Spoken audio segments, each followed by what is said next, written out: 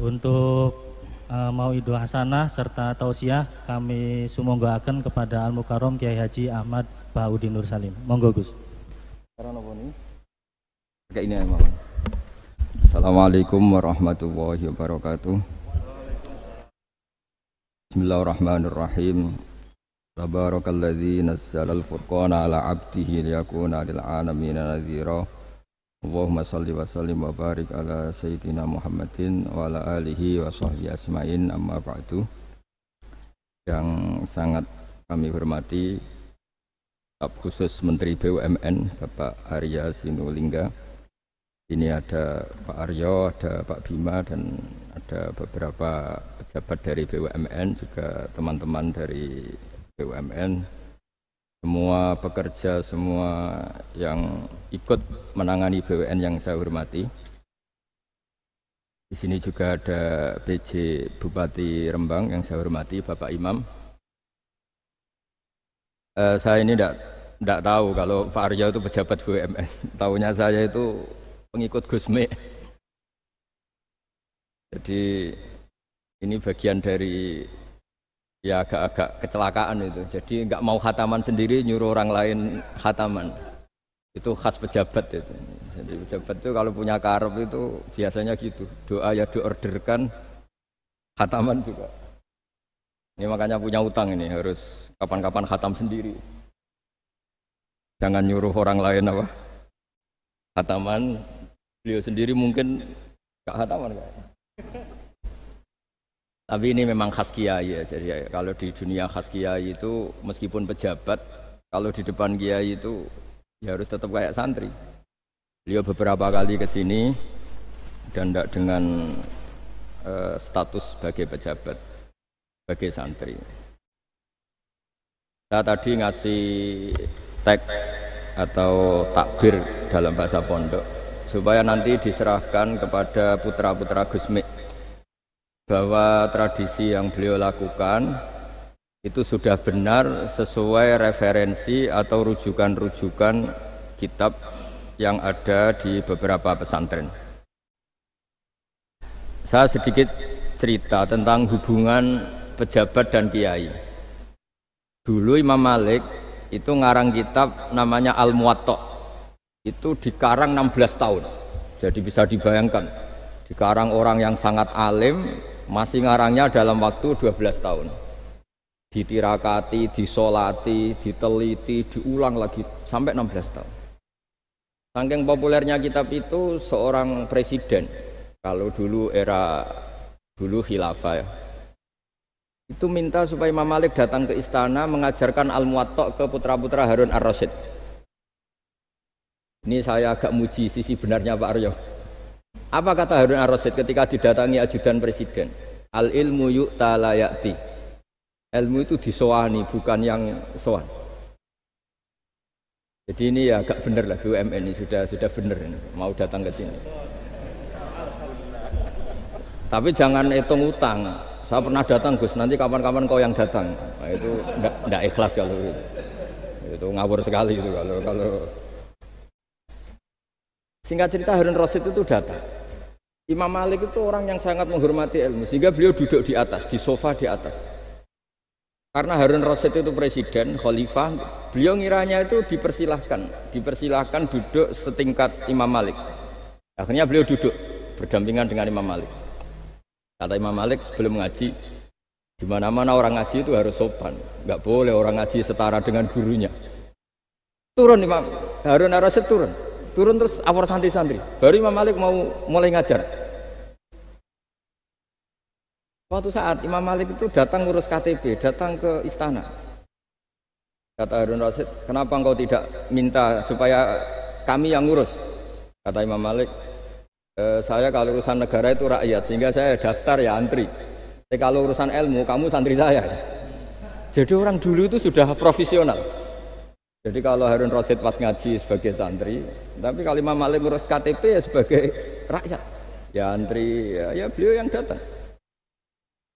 Jadi itu sudah ada percontohan hubungan yang sangat elegan, yang sangat saling menghormati antara seorang umara, yaitu zaman itu Harun Ar-Rasyid, dengan Imam Malik. Padahal kitab Muwatta itu kitab yang sangat luar biasa. Akhirnya suatu saat anak-anaknya Harun Rasid itu disuruh ngaji. Niku penggaweannya niku pekerjaannya itu suruh bawa kendinya Imam Malik kalau mau wudu. Karena suatu saat Imam Malik wudu, yang mengucurkan air itu putranya Harun Ar-Rasyid. Hanya dikucurkan ketika membasuh wajah dan tangan. Pas Harun Rasyid lewat, dinasihati juga, halla ghusal taqaddamaihi. Harusnya kamu tidak hanya mengucurkan untuk wajahnya, juga untuk kakinya. Padahal itu anak seorang presiden. Jadi betapa dulu itu harkat dan martabat ilmu itu sangat dihormati.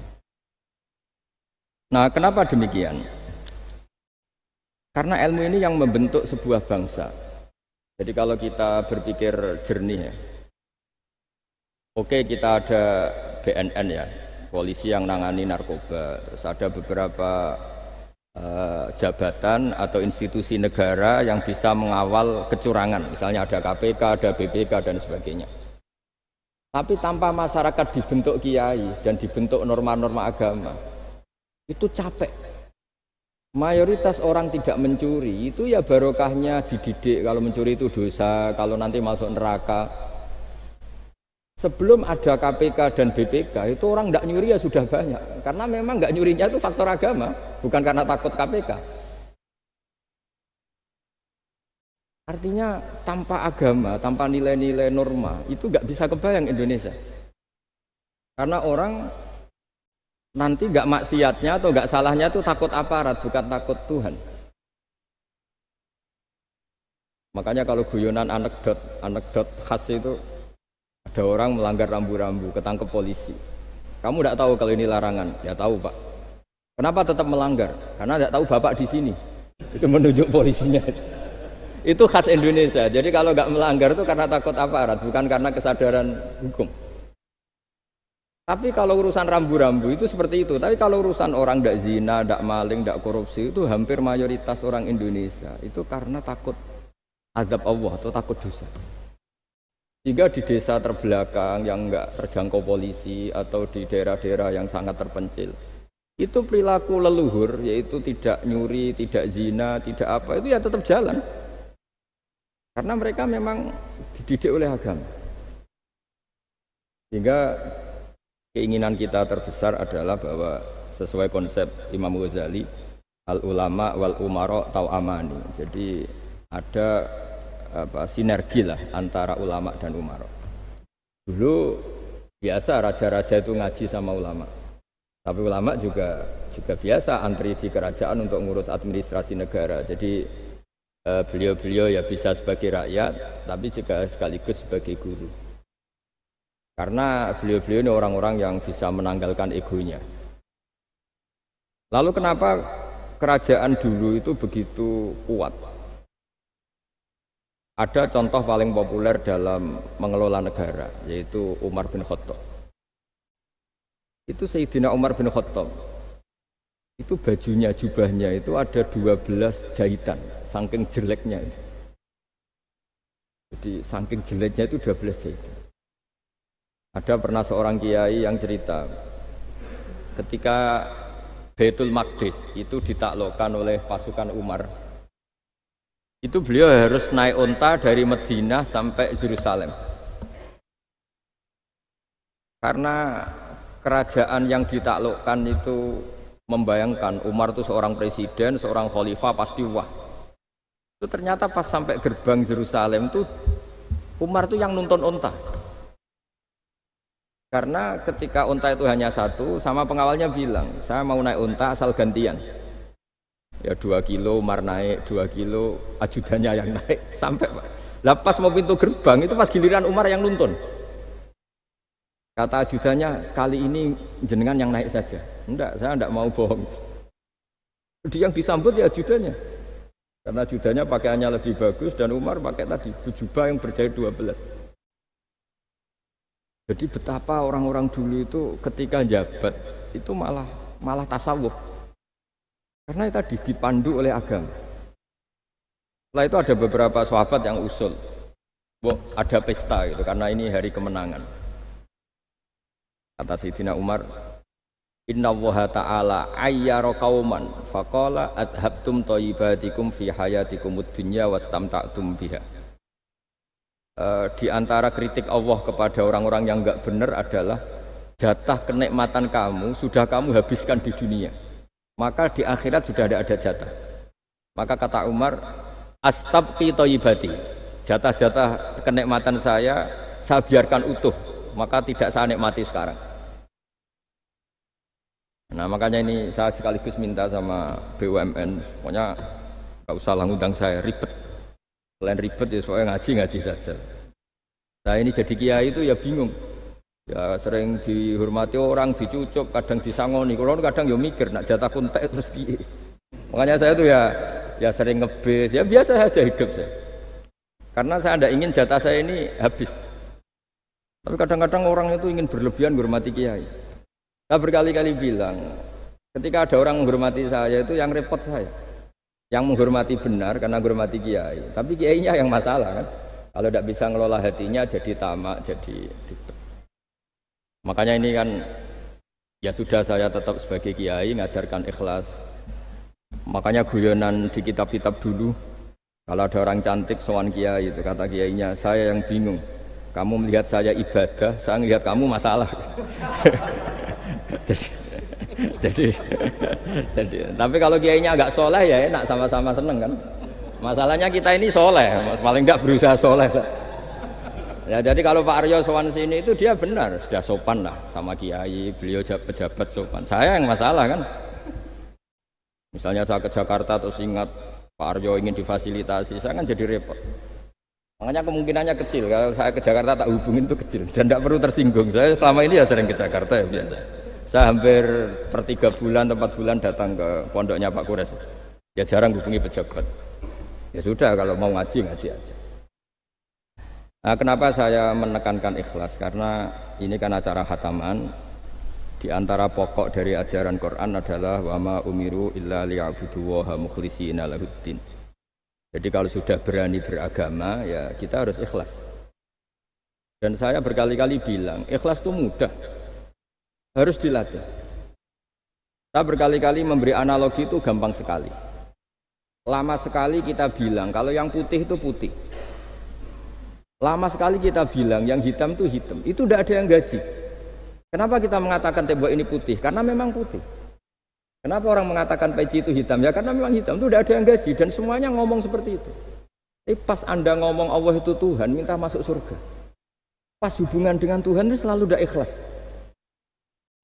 Padahal kita biasa ngomong hakikat ini ikhlas. Kita ngomong tembok ini putih ikhlas, ngomong peci hitam itu. Pas ngomong kalau Allah itu Tuhan, minta surga. Padahal bedanya apa? Hanya sama-sama ngomong mengatakan sesuatu yang nyata. Jika saya berkali-kali bilang dan ini akan saya kampanyakan sampai saya mati. Di antara gejolokan Allah sama orang soleh. Jadi orang soleh itu nanti juga digojlok sama Allah. Kenapa kamu nyembah saya? Karena saya ingin masuk surga ya Allah. Yang satu ditanya, kenapa kamu nyembah saya? Karena saya takut neraka ya Allah. Berarti kalau saya ada bikin surga, ada bikin neraka, kamu tidak nyembah saya. Ya udah gitu Gusti tempat nyembah jenengan. Tapi kadung keliwat alasannya itu. Makanya saya itu tidak pernah bilang ke anak saya gini, kamu harus syukur karena bapak dapat pekerjaan. Tidak pernah saya. Kamu harus syukur bapak punya uang, tidak pernah. Nanti syukurnya nunggu bapak punya uang. Kalau nggak punya uang nggak bapak ribet. Maka ini yang bupati, yang pejabat tidak usah syukuran bapak naik pangkat, bapak direktur BUMN. Nanti kalau enggak sudah pensiun sudah syukurnya hilang. Nah, karena ini kan ngaji sama kiai ya, saya ajarkan khas kiai. Saya sampai sekarang ya tidak nikmati kebesaran nama saya atau apa, karena tadi memang harus dilatih. Kalau kita bisa mengatakan putih itu ikhlas, tanpa tekanan, tanpa imbalan. Kenapa pas mengatakan Allah Tuhan harus minta surga? Padahal Allah itu tetap Tuhan meskipun tidak menciptakan surga dan neraka. Nah dari pemahaman seperti ini, para mufassir itu tahu kualitas kalimat fattaquni ya ulil albab. Takutlah kepada saya. Jadi kualitas kata fattaqun naro sama fattaquni itu bagi orang-orang hakikat lebih takut kalimat fattaquni. Kata orang-orang tasawuf neraka itu nanti, itu pun kita tidak mesti masuk. Tapi kalau Allah sekarang pun sudah ada. Jadi kalau cara berpikir orang tasawuf gini. Ini karena Pak Bima mesti gak pernah belajar tasawuf, karena belajarnya nyari uang gini. Makanya ini tak ajari cari tasawuf. Tadi sudah tak gojlok. Harus ngapalkan Quran katanya. Kalau cara berpikir tasawuf itu gini. Surga dan neraka itu muajjalah, itu nanti. Kamu nyembah Allah ingin masuk surga. Takut menghindari maksiat atau takut sehingga tidak maksiat karena takut neraka. Dan surga itu simbol ridhonya, neraka simbol bencinya, sukhtunya Allah. Terus kata orang-orang tasawuf cara berpikir, Allah itu sudah ada sekarang. Mulai dulu sampai sekarang Allah sudah ada. Kalau Allah sudah ada berarti Allah sekarang ya bisa berstatus ridho ke kamu atau berstatus benci ke kamu. Kenapa takutnya nanti? Wong Allahnya sekarang kok takutnya? Ya sekarang juga. Kamu harus amal tuh nakdan. Nakdan tuh cash. Allahnya ada sekarang, ya ibadahnya harus ada sekarang. Makanya kata orang-orang tasawuf, andaikan Allah tidak bikin surga atau neraka, ya saya tetap nyembah karena surga itu simbol ridhonya. Bahwa surga itu nyata ada, ya nyata ada. Dengan segala fasilitasnya itu nyata ada. Tapi bahwa surga itu tetap kamu masuk surga karena cari ridhonya Allah. Kalau Allahnya sudah ada, berarti ridhonya sekarang sudah ada. Harus kamu cari sekarang, jangan nanti. Jika kadang-kadang orang yang ingin masuk surga itu ya kelasnya kelas amatir. Masyhur itu. Ada seorang wali masuk surga ketemu Allah ditanya. Karena wali ini biasa mensyafaati murid-muridnya. Ya Allah, kenapa murid-murid saya tidak kelihatan sowan jenengan? Murid-murid kamu ingin masuk surga karena ingin makan enak, punya bidadari cantik-cantik itu di sana. Tapi mereka lupa saya. Jadi akhirnya di surga tapi nggak ketemu Tuhan. Karena inginnya ya sudah trauma punya istri jelek, cerewet. Banyak loh orang yang masuk surga itu yang agak kacau. Enak sudah surga, nanti di sana nggak usah sholat, nggak usah puasa. Jadi sholat yang sekarang udah gak problem. Jadi banyak itu orang-orang Islam yang Islamnya mungkin imannya amatiran. Wah enak masuk surga, nggak ada subuh lagi, nggak ada puasa lagi, bebas. Itu kan kurang ajar betul. Jadi ibadah itu dianggap problem. Bandingkan di cerita dunia wali itu ada wali bertanya gini, ya Allah apa di surga itu ada sholat?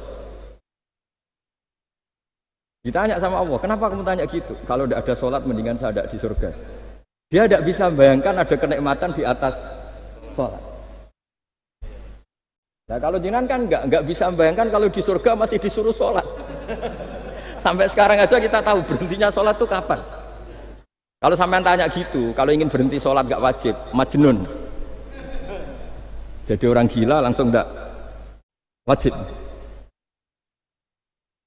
Jadi artinya harus dilatih ilmu-ilmu tasawuf seperti ini supaya hidup itu nyaman. Hidup itu nyaman. Dulu Pak Imam ini ada Pak PJ Rembang. Itu dulu ada seorang raja didatangi ulama. Gimana cara saya tidak nikmati jadi seorang raja? Ulama nasihatinya gampang. Diomongin gini Pak Aryo. Pak Raja, kalau kamu di Sahara, di padang Sahara, kemudian Anda kehausan. Kalau tidak minum satu gelas air Anda mati. Apakah? Terus kemudian yang punya air bilang gini, kamu tak kasih air, tapi syaratnya kerajaannya kasihkan saya. Kamu kasihkan apa milih mati? Wah ya milih dikasih air. Mendingan enggak jadi raja tapi hidup. Terus la tafrah bimulkin la yusawi kak samain. Kamu jangan bangga dengan satu kekuasaan, dengan satu kerajaan yang nilainya sama dengan segelas air. Akhirnya dia terjadi raja yang soleh karena ternyata apa? La yusawi kak samain, tidak sama atau ya nilainya itu masih. Nah, kita yang rakyat yang tidak jabat, misalnya masyarakat, itu ya harus berpikir gitu. Orang tidak jadi bupati tetap hidup, nggak jadi pegawai BUMN tetap hidup. Tapi kalau nggak minum air itu mati. Dan rata-rata rakyat itu bisa minum air. Artinya apa? Kita dan mereka itu sama-sama punya nikmat yang pokok. Yaitu sadur rumki, nikmat yang bisa mempertahankan kehidupan. Jadi nikmat selain itu tidak pokok. Sehingga orang itu bisa jadi wali. Jadi ini resep jadi wali. Jadi wali itu udah harus tirakat dalail, terus gak pernah makan nasi, itu enggak, itu keberatan. Jelas sebagai ibu anda nggak mau itu, mesti nggak mau itu, mesti nggak mau. Itu. Ya nggak mau, ya nggak bakat, jadi sudah pasti nggak mau.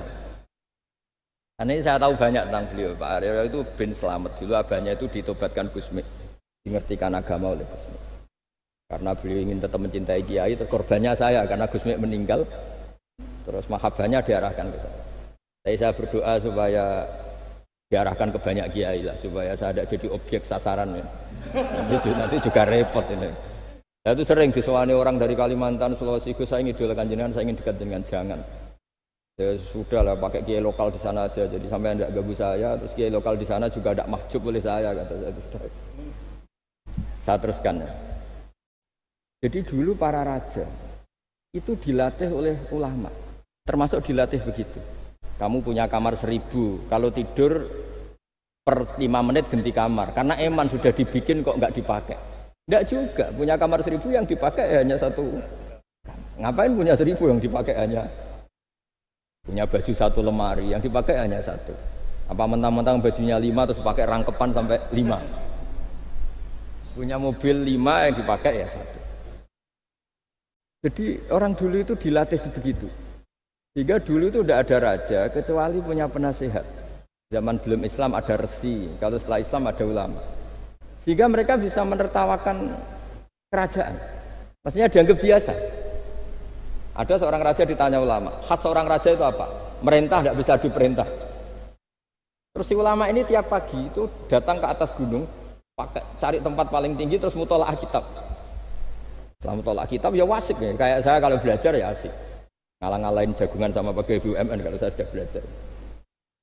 Terus dia bilang, enaknya apa jadi raja? Saya di sini nggak ada yang memerintahkan saya, berarti saya dengan raja sama. Dan kelebihan saya juga tidak ada yang ganggu. Kalau raja masih banyak yang ganggu. Artinya bisa mengolah. Kalau sekarang enggak. Banyak kiai yang melihat pejabat itu kayak gimana? Wong kok mulyane ngono, buka pintu aja enggak pernah. Mulyane kayak gitu. Yang jenis ini dia rugi, sudah iri, enggak punya kenikmatan sendiri. Ulama dulu itu bisa mengelola kenikmatannya sendiri dengan cara seperti itu. Makanya masyhur Sayyidina Ali itu kalau malam itu diantara sebab beliau tambah dekat sama Allah. Itu diantara wiridannya itu bukan kayak wiridan kita itu enggak. Wiridannya begini. Ya Allah, kafani izzan an takuna li rabban wa kafani fakhran an akuna laka abdan. Saya sebagai manusia ini sudah sempurna, punya Tuhan engkau. Tuhan yang maha dahsyat, maha top. Kayak apa nyesalnya saya kalau punya Tuhan yang hanya sebuah batu, hanya pahatan batu. Atau Tuhan yang mati, atau Tuhan yang kelaparan. Wa kafani fakhran an akuna laka abdan. Dan saya ini bangga karena jadi hambamu. Jadi orang dulu itu nyembah Allah itu tidak harus dengan kalimat subhanallahu akbar, tapi punya kesimpulan yang menjadikan mereka ini nyaman dengan Allah. Abu Yazid Al-Bustami itu diangkat jadi wali setinggi-tingginya itu diantaranya itu kalau wiridan bilang gini, ya Allah kenapa engkau ngasih makan saya, ini aneh. Kenapa engkau ngasih minum saya itu aneh. Di mana-mana orang memberi itu ada kepentingannya. Misalnya majikan bayari karyawan karena ada kepentingannya. Malah kalau di fikih itu agak absurd. Fikih itu hubungan suami istri itu agak kacau kalau dalam fikih. Lelaki itu tidak wajib nafkah istrinya kalau tidak ngasih. Jadi kayak agak-agak transaksi. Dan istrinya punya hak nggak mau diajak kalau nggak dikasih nafkah.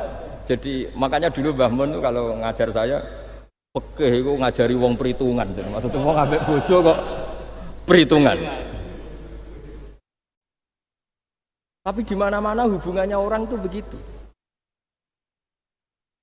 Wong kenal kiai, nak orang meloro kiai diatur ngene iki ora marem. Singkat cerita Bu Yazid itu ya Allah engkau zat yang luar biasa. Engkau tidak butuh saya tapi ngasih saya. Ini fenomena aneh. Di mana-mana orang ngasih itu ada kepentingannya, apalagi pilkada. Wah, itu tambah banyak kepentingan ya. Artinya dia bisa mensifati Allah dengan cara yang enggak kebayang orang lain. Allah itu tidak butuh kita. Tanpa kita sudah jadi Tuhan, tapi ngasih kita. Apa ya Allah alasan kau mengasihi saya? Engkau tidak butuh saya. Di mana-mana orang ngasih itu kan karena butuh. Misalnya kamu ngasih anak, apapun alasan ikhlas Anda ini karena nyaman. Anak ini menjadi hiburan. Tetap seneng ya. Ada unsur kamu itu dapat timbal balik. Setidaknya seneng. Atau ngasih rival politik kamu, setidaknya ya karena safety lah kata tadi Pak Aryo. Bergak berontak teman-teman. Pokoknya ada kepentingan. Tapi Allah ini zat yang nggak punya kepentingan, kemudian tetap ngasih. Dari situ terus dia punya cara mencintai Allah. Jadi wali-wali dulu itu punya cara untuk mencintai Allah. Dengan cara seperti itu. Makanya ada wali yang nangani orang-orang macam-macam. Kayak Gus Mek itu masyhur, beliau nangani orang fasik, orang macam-macam. Dulu itu ya ada seorang wali itu jadi wali karena beli narkoba. Tapi bukan untuk diminum, untuk dimusnahkan. Tapi kalau sekarang nggak mungkin karena narkoba harganya sudah miliaran, triliunan. Kalau dulu mungkin. Jadi ceritanya itu kampung dulu kan terpisah-pisah oleh gunung oleh apa. Singkat cerita si wali ini setiap ada bandar narkoba dulu pakai homer. Homer kalau dulu arah. Dibeli sama dia. Dibeli terus setelah agennya pergi dilarungkan pokoknya dibuang. Begitu terus. Suatu saat si pengedar narkoba ini heran. Kampung situ itu selalu tak kirimin homer kok gak ada yang mabuk. Tapi dibayar cash. Malah si orang ini meninggal wangi. Ternyata dia tidak ingin kampungnya itu mabuk sehingga dicegat di jalan supaya homer ini tidak sampai ke kampung. Sekarang kan tidak mungkin narkoba semahal itu. Tapi apapun itu kembali ke ulama dan umaro. Alhamdulillah di Indonesia itu ulama ya mati-matian supaya generasinya tidak terlibat narkoba dengan cara ditakutkan neraka.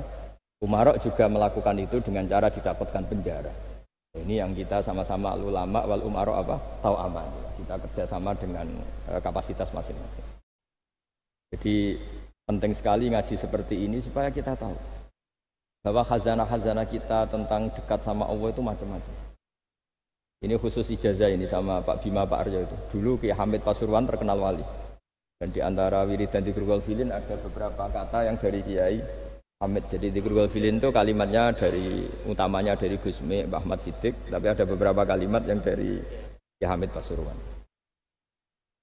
Saya tahu banyak lah karena bapak saya juga temannya Gus Mek dan mbah saya kandung sepupu sama Mbah Hamid. Itu kalau ada orang sepuh-sepuh Pak Bima kayak jenengan Pak Aryo disuruh ngapalkan Quran, ya mereka protes. Masa saya hafal Pak? Sudah lah pokoknya ngapalkan. Ada yang 2 juz mati, 1 juz mati, karena ya sudah sepuh. Suatu saat ada ulama yang tanya, kenapa Pak Hamid? Biar kamu dalam perjalanan di dunia tercatat ini bercita-cita hafal Quran. Jika kalau mati berstatus man salaka tariqan yaltamisu fihi ilman sahalallahu lahu tariqan ilal jannah. Orang yang mati berorientasi ingin ngaji. Tapi kalau kamu tidak punya orientasi ngaji kan di otak kita andekan direkam Allah. Coba hati kita andekan direkam Allah.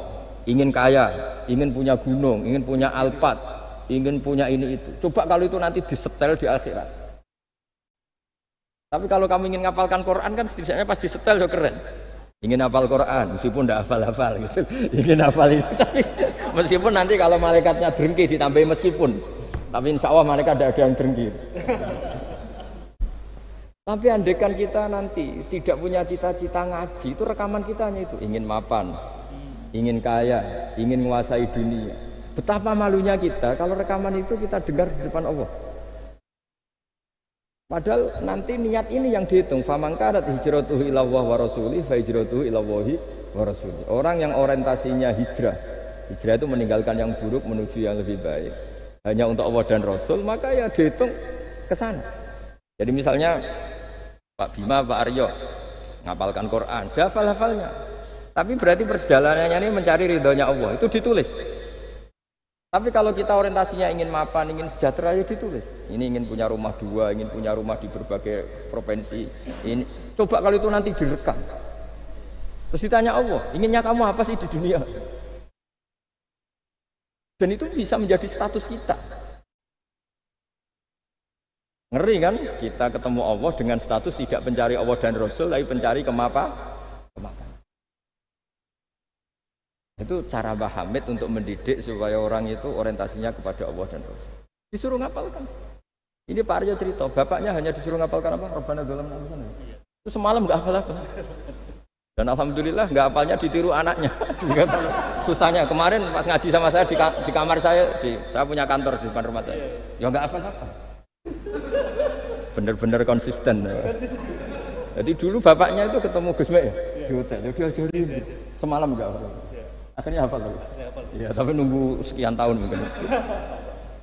Jadi yang penting, jadi ulama dulu itu pinter cara menuntun umat menuju Allah dan Rasul. Diajarin.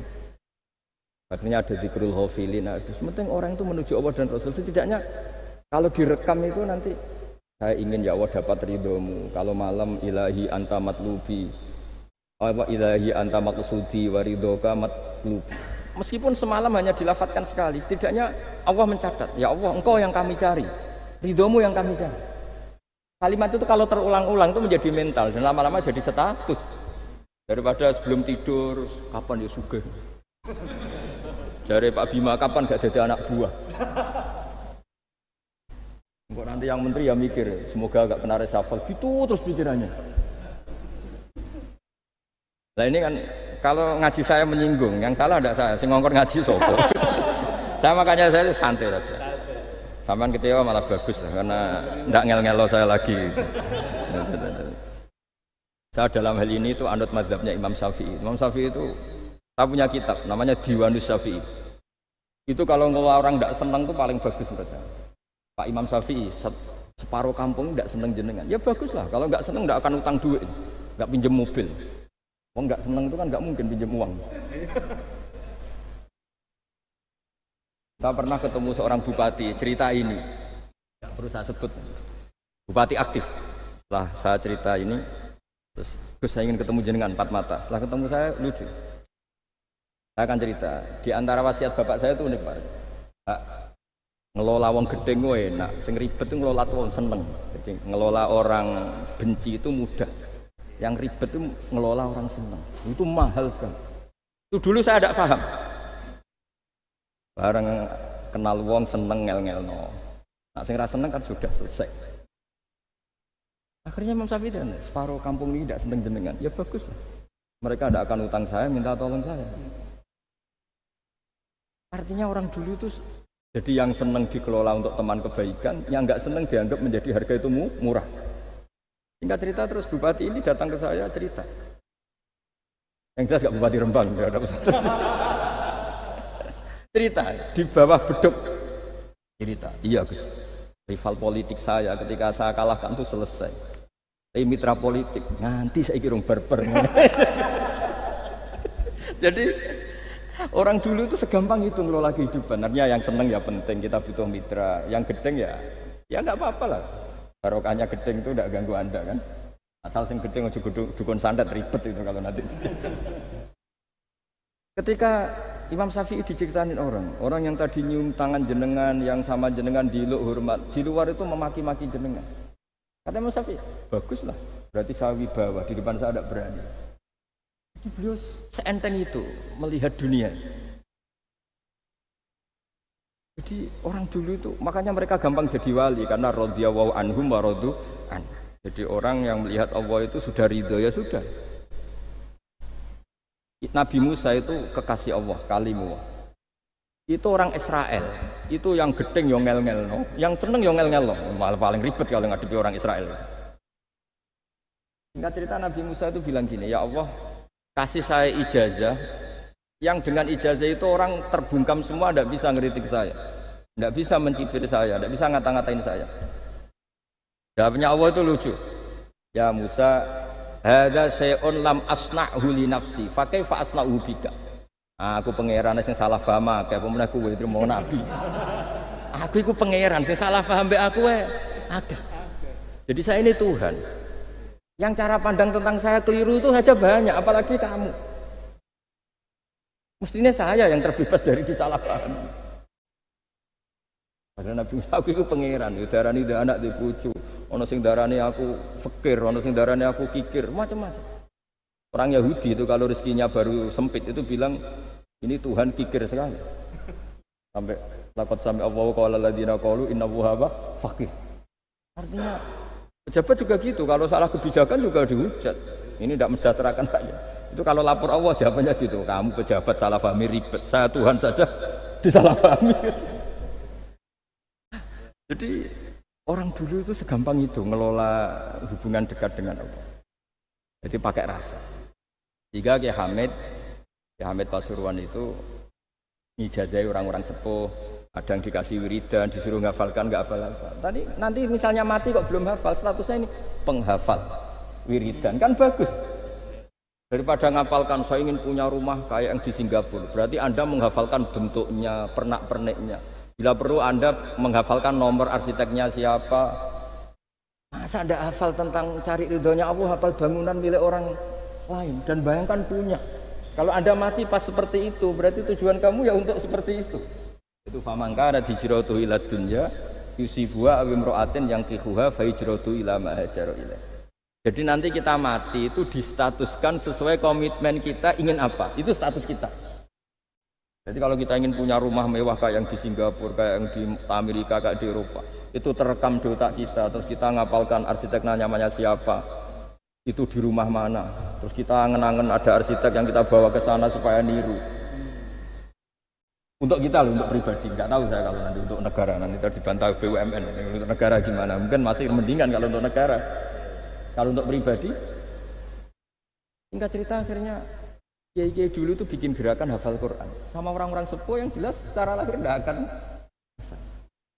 Tapi butuhnya adalah ini sudah punya perjalanan menuju ini. Menuju ini yang nanti menjadi status. Jadi misalnya Pak Imam ini PJ Rembang beberapa kali ngaji misalnya.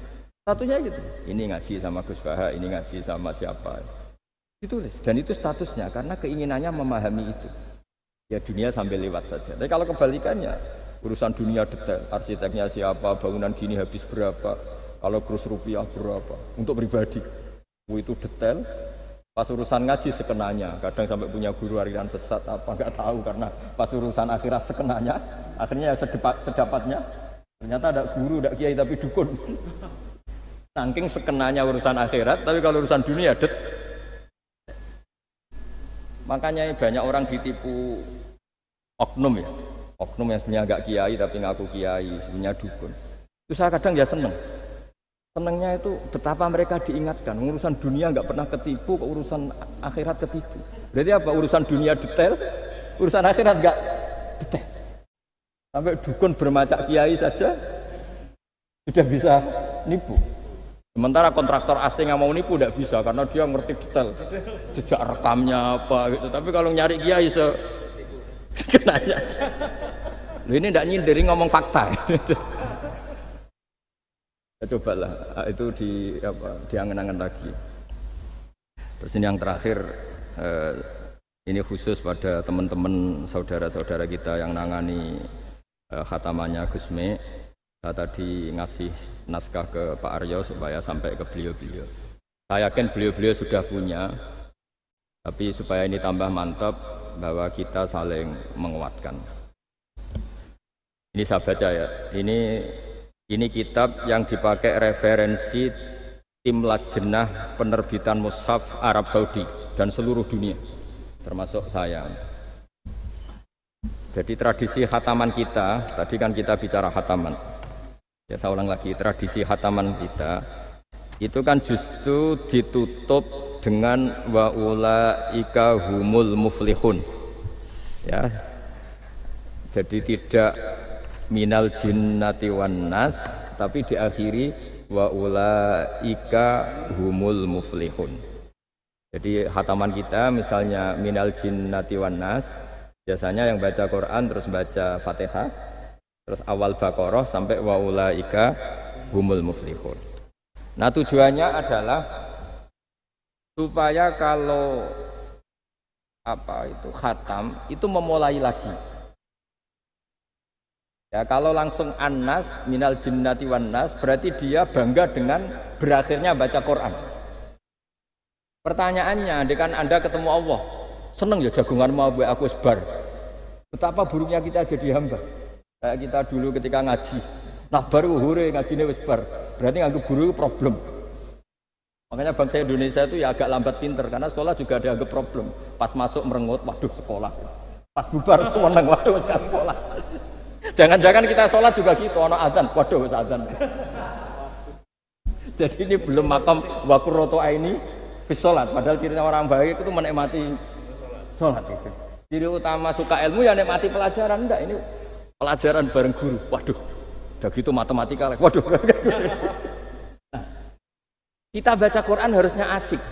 Karena di situ munajat sama Allah. Ketika selesai harusnya nyesal. Waduh, baru asik sama Allah kok sudah selesai. Dan Allah punya alasan untuk menyalahkan kita. Karena kita misalnya baru seneng-senengnya pacaran misalnya. Kan tidak mau akhir. Kenapa pas seneng Allah seneng berakhir? Nanti kalau kamu ditanyakan gitu tidak bisa jawab. Nah, pakai analogi itu makanya jangan pernah merasa akhir kalau baca Quran. Minal jinnati wan nas, terus baca Fatihah, terus memulai lagi. Wa ulaika humul muflihun. Sebagai bukti ya Allah, ini khataman sementara. Tapi saya akan berlanjut lagi, terus dimulai betul. Jika ijazah kiai-kiai kuno kalau orang haji atau umroh itu supaya kuat haji lagi, kalau ijazah kiai kuno itu sederhana. Disuruh ngomong gini, "Bah, Ka'bah, ini saya mau pulang, miliki rumah. Nanti kesini lagi." Dah ya gitu, sudah pulang. Jangan setelah selesai ibadah haji seneng karena mau pulang. Berarti ibadah dianggap problem, rumah dianggap segala-galanya. Jadi itu ada filosofinya. Nah, ternyata tradisi seperti itu mudawwan. Mudawwan itu dibukukan. Ya saya baca ini di kitab Ghaisun Naf'i karangan Imam Waliullah As-Sofakusi. Saya baca saja. Nanti yang ngerti bahasa Arab biar diartikan sendiri, yang nggak ngerti nanti saya bantu. Takmilun. Nah, ini khusus para hafid tadi yang ikut khataman, mohon didengarkan. Takmilun fi masaila tata'allaku bil khotmi. Al-ula sabatan nasu anil maki min riwayatil bazi wa kumpul wa ghairihima annaman qara'a wa khatama ila akhirin nas qara'a al-fatihata ilal muflihun min awalil baqarah wa sa'al amalu bihada fi sa'iri biladil muslimin. Jadi mulai dulu kalau orang khataman itu ya An-Nas, Fatihah, terus wa ulaika humul muflihun. Dan cara seperti itu wasa al amalu bihada fi sa'iri biladil muslimin. Semua negara dunia ya sama seperti itu. Hanya tradisi yang dilakukan bapak saya sampai semua guru-guru kita, guru Quran, termasuk yang di Jantiko dulu, sama si dulu namanya Jantiko, lama-lama mantap ya. Itu sudah benar itu. Jadi mungkin teman-teman sudah melakukan tapi nggak tahu filosofinya. Ini saya bantu. Filosofinya adalah supaya kita tidak merasa mengakhiri baca Quran, tapi sekaligus memulai. Kalau nak kue niat ngakhiri tenan itu seakan-akan kan baca Quran itu problem. Terus ketika berakhir kita senang. Sholat juga gitu Pak Imam. Yang menjadikan umatnya Rasulullah SAW dijamin surga itu diantaranya cara sholat begini Pak Arya. Saya hafal hadisnya itu. Absyiru ya ma'syaral muslimin. Ini kata Rasulullah. Hari ini Jibril muncul dan memberi satu pengumuman yang sangat menggembirakan. Apa itu? Umatku berstatus, ya ini kata malaikat Jibril. Umatku berstatus mereka itu fa'alu faridotan wantadharu ukhra. Melakukan satu fardu selesai atau addu faridotan wantadharu ukhra. Jadi misalnya tadi saya sholat subuh, status saya ditulis oleh malaikat Jibril, Bak tadi sholat subuh. Dan ketika saya ditanya, Bak kok ijek urip sampai jam 10, jam 11, ngenteni apa sholat duhur. Ketika sholat duhur selesai, orientasi saya ngenteni sholat asar. Begitu seterusnya. Hingga statusnya umatnya Nabi adalah addu faridotan wantadharu ukhra. Komitmennya adalah melakukan satu fardu dan menunggu yang lain. Berarti kita dihimpit di dua kebaikan. Kebaikan sudah kita lakukan dan kebaikan yang lain kita sekarang ngasih anak yatim. Di hati kita juga ingin mengasih lagi. Ngasih orang miskin juga gitu. Begitu juga kebaikan-kebaikan yang lain. Jika kita diimpit di dua apa? Kebaikan. Kebaikan yang kita lakukan dan kebaikan yang kita angankan ya, atau kita cita-citakan. Ya sudah begitu. Jika dengan cara seperti itu orang Islam itu nyaman. Bayangkan kalau kita berstatus punya rumah dan punya rumah lagi, ingin punya mobil lagi, berarti satu itu minat dunia wa ilat dunia, minat dunia ilat dunia. Itu kalau pas mati, pas khayalnya begitu. Allah posisinya di mana? Ya ini sudah siap ya, setor ya, kata mana? Siap Pak Bima ya? Ya, siap. Sampai berapa juz rencananya? 30. Sampai 30 juz apa juz 30? Juz 30 dulu. Juz 30 dulu. Jadi sampai segitunya guru-guru kita memandu, makanya terus dilatih dzikrul ghafilin, dilatih apa supaya kalau kita biasa pergi kembali misalnya, rombongan kembali, mungkin kita istighfar. Buat sekali-kali rombongan datangin khataman Quran, datangin acara-acara, sehingga ada perbandingan. Nah, setidaknya saat kita salah itu tidak status, tapi zallah, bawaan manusia. Tapi status kita adalah faman kana hijratuhu ila Allahi wa rasulih fa hijratuhu ila Allahi wa rasulih. Nah, kemudian kenapa itu menjadi perilaku masif di seluruh dunia? Kalau khataman justru ditutup oleh awal Baqarah. Kan agak aneh, khataman kok ditutup dengan permukaan atau permulaan. Ya. Itu terus beliau ini di beberapa kitab diterangkan anna rajulan qala ya Rasulullah ayul a'mali afdalu. Amal terbaik itu apa ya Rasulullah? Qal alaika bil halil murtahil. Terus wa ma halul murtahil? Qal sahibul Qur'ani kullama khalla irtahala. Amal terbaik itu adalah amal setelah selesai ingin melakukan lagi. Apa itu? Orang yang menghafalkan Quran atau membaca Quran atau khataman Quran setelah selesai langsung dimulai lagi. Nah, ini di sini diartikan kullama faragha min khutmatin syara'a fi ukhra. Jadi satu khataman selesai kemudian lanjut lagi. Ya kan kalau kita misalnya orang kaya ke Singapura wisata, kan langsung mungkin sudah punya brosur lagi, mungkin mau ke New Zealand atau apa. Kenapa pas urusan khataman ndak gitu? Jadi manusia itu yang benar gitu. Jadi ya kira-kira gitu.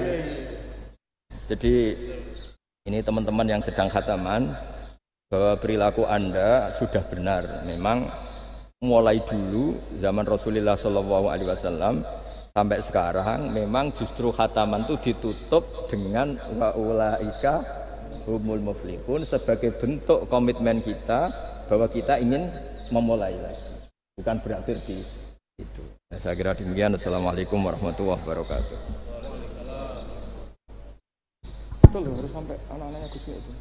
Terima kasih Gus Baha atas segala tausiahnya. Alhamdulillahirabbil alamin. Banyak hal yang bisa kita dapatkan dari tausiah beliau.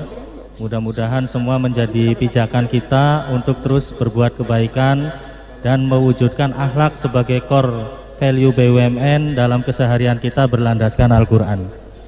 Untuk selanjutnya tanya jawab, mungkin panitia bisa menampilkan zoomnya. Dua. Yang pertama dari Aljazair, Pak Haidar yang khataman dari Aljazair, bisa ditampilkan zoomnya untuk bertanya langsung ke beliau. Kan lebih cepat kalau. Silakan Pak Haidar.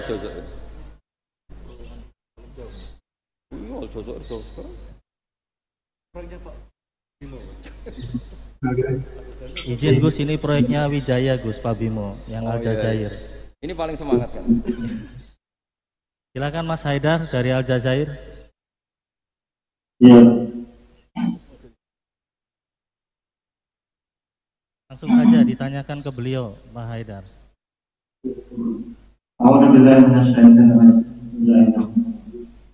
Assalamualaikum warahmatullahi wabarakatuh.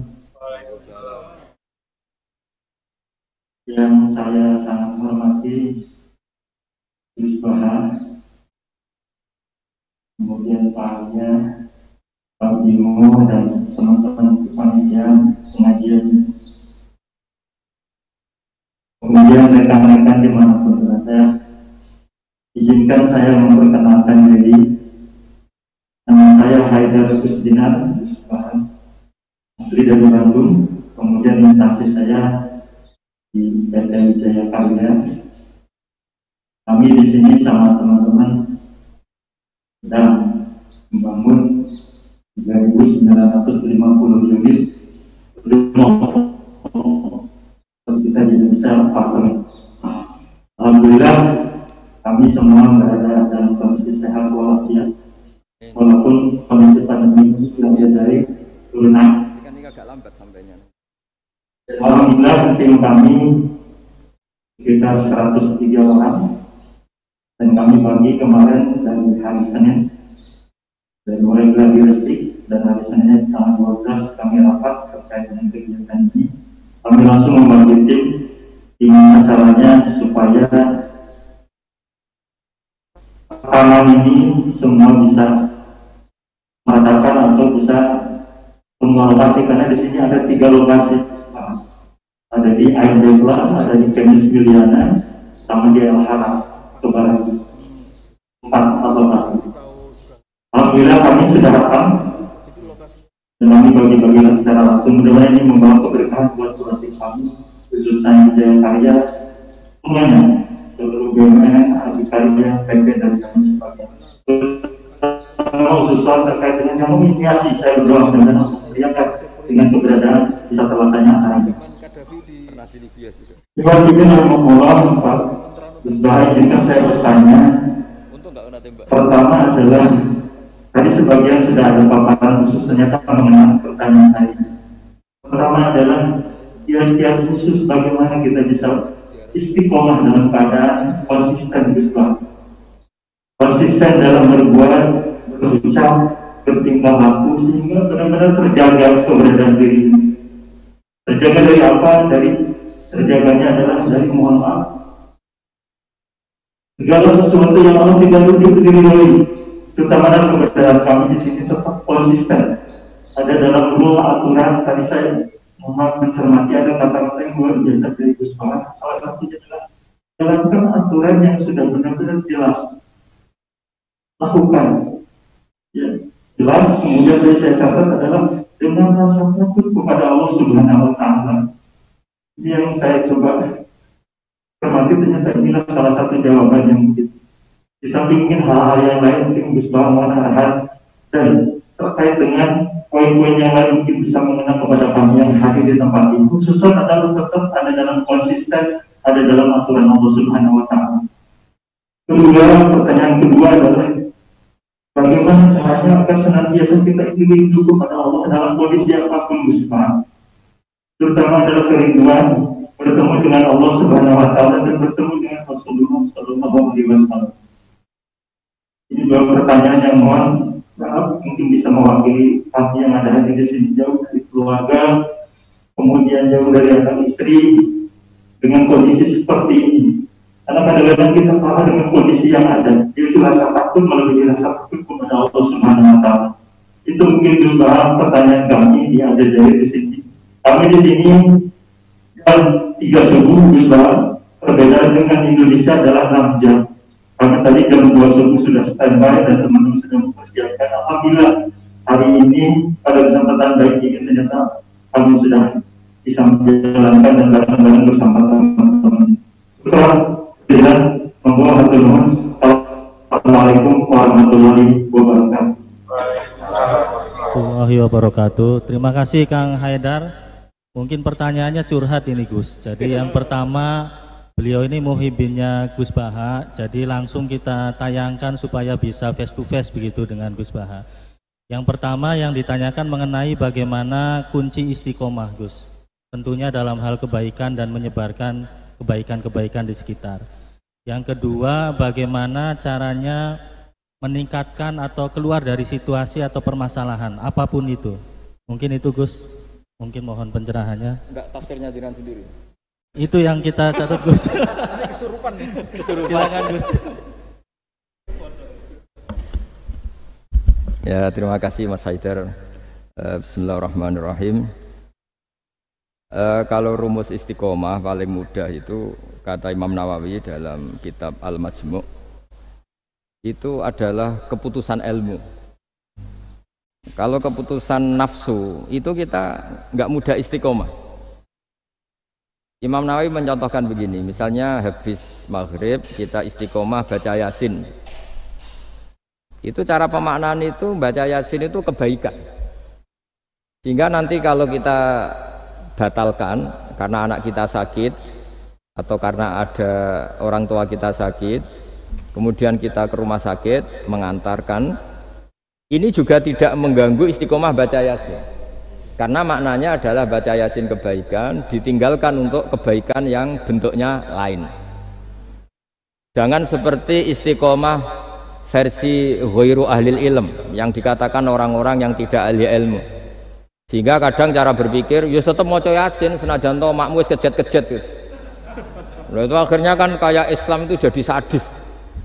Jadi demi istiqomah meninggalkan ibadah sosial. Maka banyak ulama mengatakan istiqomah itu ya kebaikan ke kebaikan yang lain, kebaikan ke kebaikan yang lain.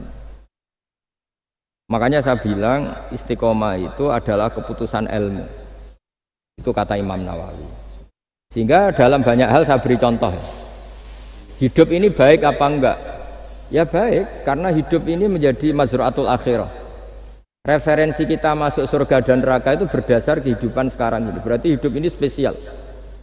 Kita surga ya diputuskan ujian di kehidupan ini, neraka juga iya. Berarti kehidupan ini spesial.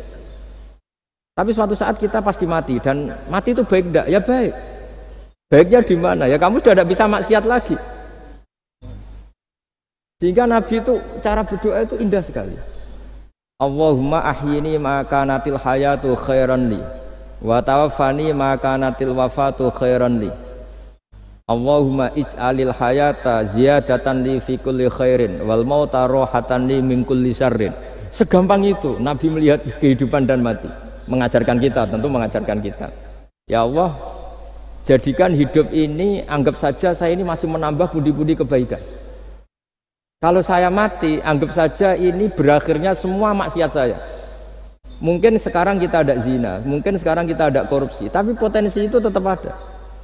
Yang bisa mengakhiri potensi itu apa? Ya mati. Maka mati itu tidak problem bagi orang-orang baik. Kalau sampai anggap problem berarti agak kurang baik. Jadi sehingga ya hidup itu ya biasa, mati. Saya ini termasuk kiai muda yang nggak pati takut mati, ya biasa. Hidup ya mau, mati ya mau, ya biasa aja. Karena begitu indah ajaran Nabi. Ij'alil hayata ziyadatan li fi kulli khairin wal mauta rohatan li min kulli syarrin. Dan kalau ada kematian berarti anggap akhir dari segala keburukan. Maka berkali-kali saya ngomong, orang-orang alim dulu itu sudah pinter. Kalau ada badan narkoba, penjahat mati, itu tetangganya tetap disuruh bilang, ini orang baik, dia saksikan dia. Tetangganya protes semua, baiknya di mana orang nakal gitu. Padahal kiainya bilang baik kan sudah mati, tidak bisa apa-apa sudah. Artinya ada sisi kebaikan dalam kematian, yaitu segala keburukannya, bahkan potensi keburukannya menjadi berakhir. Jadi masalah nikmat juga gitu. Orang berharap bisa hidup itu sesuai rencananya. Tapi ketika dapat musibah tidak siap. Tapi apa panduan Nabi? Ajaban li amril mu'mini inna amrahu kullahu khairun. In asobatun na'ma syakara fakana khairan lah.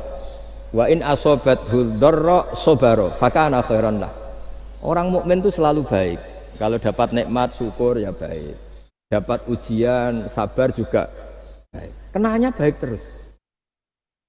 Makanya saya berkali-kali bilang, hubungan dengan istri itu ya gampang. Saya berkali-kali bilang, kalau pas harmonis ya baik, namanya harmonis ya baik. Pas tukaran juga baik. Ibadahnya tinggal sabar. Dulu banyak orang jadi wali itu karena istrinya cerewet. Jadi termasuk resep jadi wali itu istrinya cerewet. Kalau secara ekonomi saya sering bilang, kalau harmonis malah minta ke mall, kalau sedang tukaran malah enggak, murah tukaran sebetulnya. Artinya orang dulu itu ngelola kehidupan itu gampang sekali. Bodoh juga gitu. Saya pernah ada civitas akademika dari UGM cerita saya. Biasanya kampus-kampus besar kan menghormati orang yang prestasi. Saya bilang ke beberapa profesor, ya cocokkan lah. Kalau dalam pandangan kiai gimana, Gus? Ya anak-anak yang nggak pinter itu ya bagus. Barokahnya nggak pinter masuk desa-desa tertinggal, akhirnya menghidupkan di desa tertinggal. Kalau pinter inginnya di Jerman, terus dapat beasiswa, malah kadang-kadang nggak mau pulang. Barokahnya nggak pinter mau di desa-desa terbelakang, akhirnya merata pembangunan di Indonesia. Di dunia gaya juga gitu, kadang yang alim paling jadi ketua MUI atau apalah. Barokahnya ndak alim dia di desa tertinggal, kelasnya pendiri masjid. Artinya kalau dalam pandangan Islam itu semua itu ada hikmahnya. Jadi Allah bikin orang ada yang bodoh itu sudah direncanakan.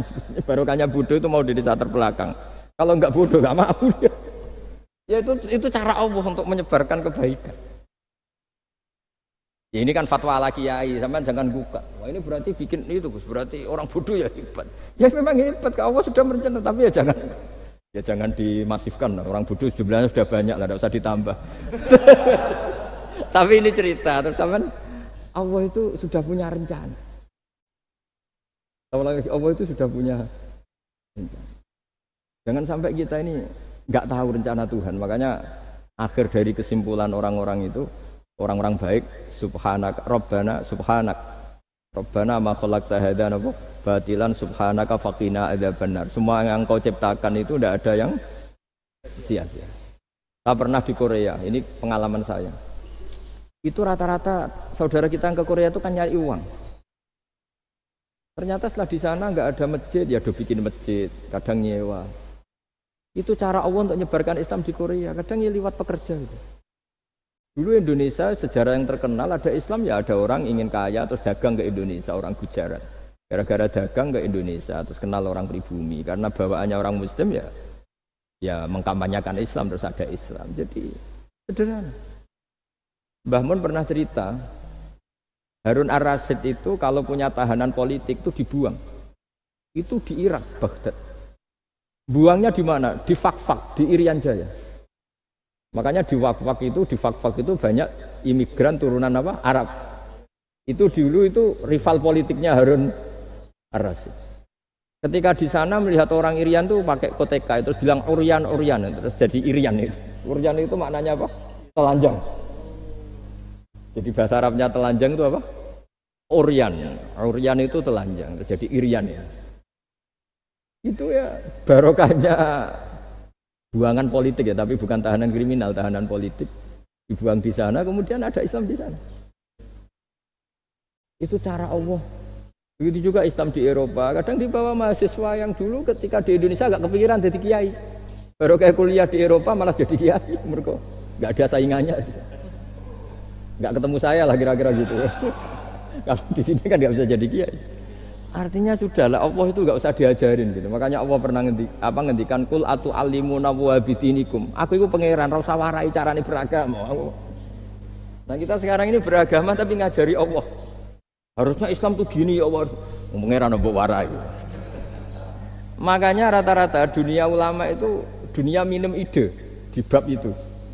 Karena harus yakin agama ini milik Allah pasti diurus Allah. Allah tidak usah diguruin gitu. Tapi kalau kita kan nggak ingin punya konsep organisasi apa, forum apa untuk mengembangkan apa, ya itu bagus lah namanya ikhtiar itu. Tapi kalau di dunia ulama itu malah enggak. Karena Allah punya cara sendiri untuk menyebarkan. Ya, coba yang membawa Islam ke Amerika itu orang imigran. Di Eropa juga sama, apalagi di Prancis ya, itu kan imigran Aljazair rata-rata itu. Makanya Mas Haidar ini dari Aljazair. Ya sudahlah, kita ikhtiar, istiqomah itu nomor satu, benahi ilmu Anda, cara berpikir Anda. Ya ketika kita harmonis ya istiqomahnya syukur, kalau tukaran istiqomahnya sabar. Kalau punya teman sebaik ini ya istiqomahnya mitra kebaikan. Kalau sedang benci ya bagus lah, barokahnya itu udah utang, udah ngel-ngel, sudah digenteng saja hidup itu. Masyhur itu dawuh Imam Syafi'i. Man ahsana ilaika faqad qayyadaka. Waman asa ilaika faqad atlaqaka. Orang yang berbuat baik kepada kamu sebetulnya itu mengunci kamu, mengikat kamu. Kamu ini kalau Pak Aryo terlalu baik sama saya, yang susah juga saya. Kalau nanti anaknya kawin, resepsi gak diundang saya gak enak. Tapi kalau dia agak-agak jahat sama saya, gak tekos, peduli. Ini kan pantas. Jarno. Jadi saya kalau ada orang terlalu baik sama saya mulai mikir ini ya, ribet kan. Makanya saya termasuk kiai yang ada orang baik ya biasa aja karena tak anggap ini ke depan kurang baik gitu. Tapi ya saya seneng ya, namanya ukhuwah Islamiyah seneng ya. Tapi tidak seneng-seneng banget kayak orang yang nggak punya perhitungan. Waman asa ilaika faqat atlaqaka. Orang yang berbuat buruk kepada kamu, sebetulnya dia membebaskan kamu. Enggak mungkin kan orang yang sedang ngeneng kamu, terus utang kamu, enggak mungkin kan pinjam mobil, mungkin enggak? Apalagi titip, tolong dong saya dikasih pekerjaan BUMN, enggak mungkin. Yang minta-minta gitu pasti yang baik sama kamu. Jadi ilmu syariah itu sampai segitunya. Makanya kita harus syukur, khazanah yang diajarkan guru-guru kita ini luar biasa. Man ahsana ilaika faqad qayyadaka. Wa man asaa ilaika faqad atlaqaka. Siapa yang berbuat baik sama kamu, sebenarnya dia mengunci kamu. Kamu tuh harus ada sekian etika kan? Iya, kalau zaman saya belum kenal Pak Arjo, belum sering kesini, saya cuek aja. Pas sering kesini terus bilang, Gus, saya mau ngaji ini, wah, nolak gak enak. Cara pertama kesini langsung gitu, wah, enggak lah, kamu siapa, kenal aja, enggak. Ini agak gak bener kenal, aduh ribet.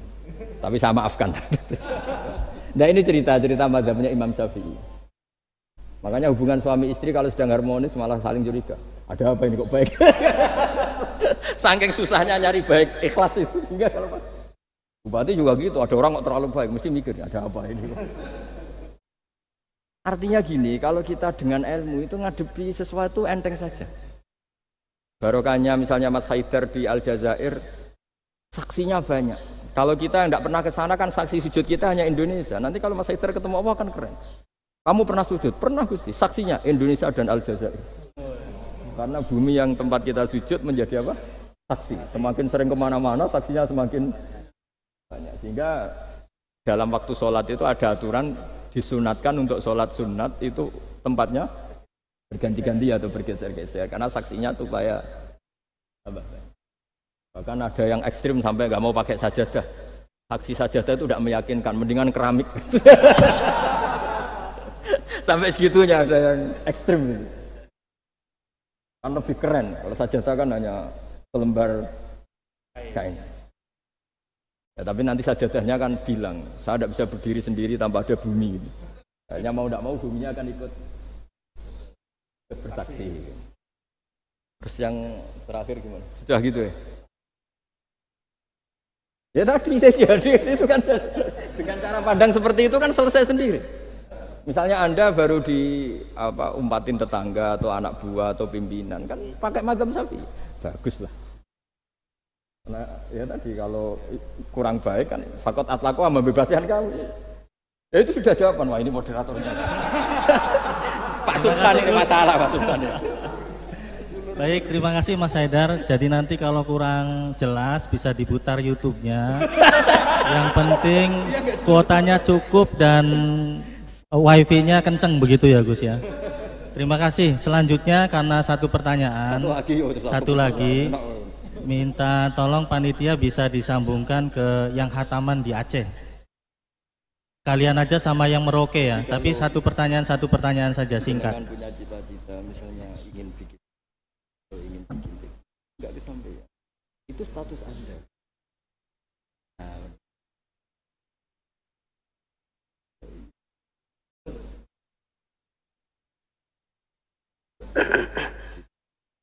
Bismillahirrahmanirrahim. Assalamualaikum warahmatullahi wabarakatuh. Assalamualaikum warahmatullahi wabarakatuh. Aceh. Alhamdulillah, bersyukur kepada Allah, salawat pada Rasulullah sallallahu alaihi wasallam. Allahumma shalli ala sayyidina Muhammad wa ala sayyidina Muhammad. Yang kami hormati Gus Baha, kami dari Aceh insyaallah akan bertanya mengenai mungkin tidak jauh beda dengan Aljazair. Kami dari anak-anak muda di proyek, jadi kami minta ininya Gus, tips-tipsnya agar kami anak-anak muda ini agar istiqomah dalam kebaikan dan juga menyebarkan kebaikan di lingkungan proyek kayak gitu. Jadi harapannya memang di lingkungan proyek juga tidak membatasi kita untuk selalu berbuat kebaikan dan juga menyebarkan kebaikan ataupun berdakwah di lingkungan proyek. Mungkin itu saja Gus. Syukur-syukurullah. Assalamualaikum warahmatullahi wabarakatuh. Waalaikumsalam warahmatullahi wabarakatuh. Juburnya ini. Satu lagi yang Merauke sekalian. Ya lagi. Jadi dia satunya agak diingat-ingat. lagi. Kan enggak lagi. Terus lanjut. Terus. Provokator semua. Assalamualaikum warahmatullahi wabarakatuh. Saya Asep Sanjaya dari PT PP Persero, proyek PLTMG Merauke 2. Yang terhormat Gus Baha dan Bapak Aryo. Saya dari anak-anak tua lah. Kalau mereka tadi anak muda, kalau saya itu anak tua. Pertanyaan saya, bagaimana cara mengokohkan di dalam ranah bekerja atau pekerjaan? Karena di era sekarang ini banyak yang menyampingkan akhlak demi mendapatkan kepuasan diri sendiri. Terima kasih. Waalaikumsalam warahmatullahi wabarakatuh. Waalaikumsalam warahmatullahi wabarakatuh. Ini milenial, Gus. Jadi memang di proyek ini ada yang milenial, kolonial, ada juga yang campuran, Gus. Miko namanya, milenial kolonial. Jadi mungkin yang pertama mohon pencerahan dari proyek Aceh. Kemudian yang kedua dari proyek Merauke. Kalau Aceh tadi bagaimana caranya milenial bisa istiqomah. Kemudian yang milenialnya, kemudian yang Merauke itu bisa mengenai akhlak ya Gus ya, sebagai core value-nya BUMN terutama antara anak dengan orang tua. Monggo Gus, silakan. Pakai ini aja. Bismillahirrahmanirrahim. Sesuai disiplin yang saya tekuni yaitu ilmu. Seperti yang saya jawab pada Mas Haidar tadi dari Aljazair. Untuk yang Aceh juga sama. Kita di perantauan, saya pernah ditanya anak yang kuliah di Inggris, juga pernah ditanya anak yang kuliah di Amerika. Pertanyaannya itu, Gus, kita di negara yang sistemnya itu lebih mapan ketimbang negara yang kita huni. Itu cara terus menjaga syukur sama Allah itu gimana? Ya saya jawab, apapun baiknya negara di Eropa maupun Amerika, ketergantungan Anda pada sistem negara itu lebih tergantung pada nikmatnya Allah. Untuk kamu dideportasi itu butuh ketangkep, butuh ini itu. Tapi kalau kamu nggak dikasih oksigen sama Allah saat itu juga Anda mati. Kalau Allah mengambil buminya dengan memberi gempa yang besar, saat itu juga Anda mati. Artinya dia tanya, gimana cara ingat Allah di negara-negara maju seperti itu? Terus tak latih bahwa utang jasa kamu kepada Allah itu jauh di atas utang jasa kamu terhadap sistem negara. Artinya oke lah kita ngakui sistem negara itu baik, kita juga loyal sama negara. Tapi kenapa orang Islam selalu disuruh uzkuru wa dzikron katsira, ingat Allah sebanyak-banyaknya? Karena nikmatnya Allah memang jauh lebih banyak. Kita dapat uang BLT itu ada prosedurnya, setidaknya dimiskinkan dulu, didaftar dulu. Tapi kalau dapat oksigen sekarang juga, kita tidak pernah setor miskin sama Allah, sudah dikasih. Kita pakai buminya Allah, tidak setor kebutuhan dulu, status apa, langsung dikasih, langsung pakai, nggak bayar lagi. Nah, semakin kita berpikir seperti itu, maka utang jasa kita kepada Allah semakin banyak. Akhirnya dengan demikian kita fasih, kita mengatakan Alhamdulillah, melafadzkan Alhamdulillah. Jika di surat Waqiah, Allah melatih kita seperti itu. Nahnu khalaqnakum falawla tusaddiqun. Yang menciptakan kamu itu kita, saya, maka kamu harus begini. Yang menurunkan hujan itu saya, kata Allah, kami. Kamu harus bersyukur. Bumi yang kamu huni, kata Allah, bisa saja setiap saat ayaksifa bikumul ard. Bumi yang kamu huni yang kelihatannya kokoh, setiap saat bisa likuifaksi. Air yang kamu minum bisa saja setiap saat ya ghauran. Ghauran itu qul ara'aitum min asbaha ma'ukum ghauran. Dengan melihat seperti itu, bumi yang kita huni ternyata enggak posisi aman. Setiap saat Allah bisa membuat likuifaksi. Nah, dengan cara seperti itu kita akan tahu betapa ketergantungan kita kepada Allah Subhanahu wa taala. Sehingga mudah ingat Allah terus menerus. Ya, dengan cara tadi baca wiridan-wiridan yang diajarkan guru-guru kita, termasuk yang ada di kitab-kitab Dzikrul Ghafilin dan sebagainya.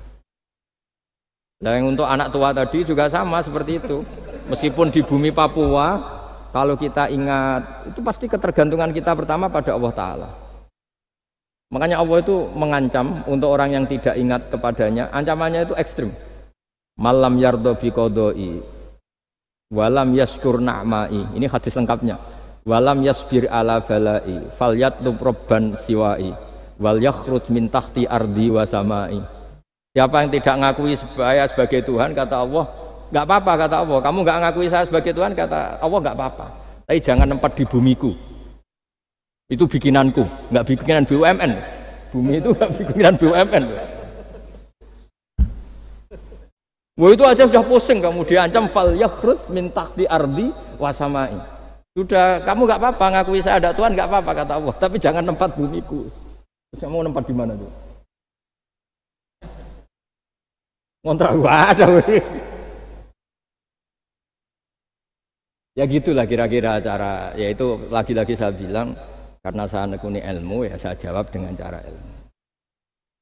Ya, terus beberapa kiai dengan cara suruh ngelafatkan kalimat-kalimat thayyibah tertentu. Tapi itu pun nanti muaranya itu ilmu. Karena kalimat-kalimat itu menjadi baik dan berkualitas juga berdasar ilmu. Makanya saya bilang supaya mudah ingat Allah, caranya gimana? Semua yang kita pakai itu milik Allah. Maka terima kasih utamanya kepada Allah. Ya, saya kira demikian. Dan semoga ini barokah, barokatul ilm, terutama barokatul Quran. Assalamualaikum warahmatullahi wabarakatuh. Waalaikumsalam warahmatullahi wabarakatuh. Alhamdulillahirabbil alamin. Kita sudah mengikuti seluruh rangkaian pengajian Gus Baha. Kami berharap bahwa kegiatan ini bisa rutin dilakukan seterusnya karena nanti Pak Aryo dan Pak Bimo akan izin agar sering matur Gus Baha untuk pengajian berikutnya, Gus. Dan ini sesuai dengan pesan dari Gus tadi bahwa mengaji itu tidak boleh diakhiri tapi harus terus dilanjutkan. Saya kira itu Bapak Ibu sekalian yang dirahmati Allah.